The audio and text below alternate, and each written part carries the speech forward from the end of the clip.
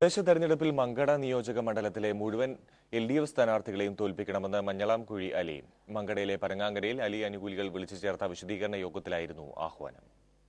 തന്നെയും അനുയായികളെയും വേദനിപ്പിച്ച ഇടതുപക്ഷത്തെ വരുന്ന തിരഞ്ഞെടുപ്പുകളിലെല്ലാം പരാജയപ്പെടുത്തി പ്രതികാരം തീർക്കണം. നമ്മളോട് ചെയ്തത് അനീതിയാണ്, മങ്കടക്കാരോടുള്ള അനീതിയാണ് അല്ലേ?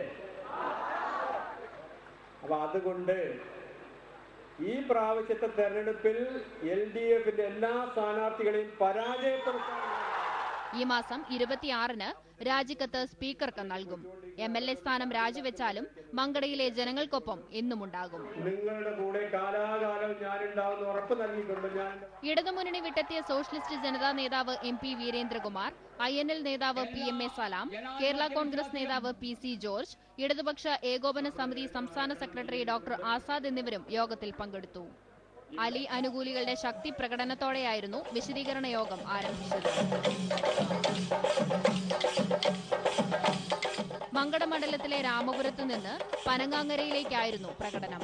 യോഗത്തിലേക്ക് കോൺഗ്രസ്, മുസ്ലിം ലീഗ് നേതാക്കളെ ക്ഷണിച്ചിരുന്നില്ല. മനോരമ ന്യൂസ്, മലപ്പുറം.